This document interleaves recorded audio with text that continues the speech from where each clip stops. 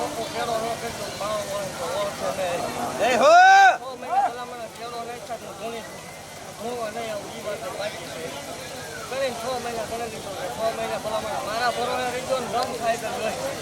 6 મહિને સોથી કેળી ન કરતો ભાવ હોય તો ઓળખે નહીં.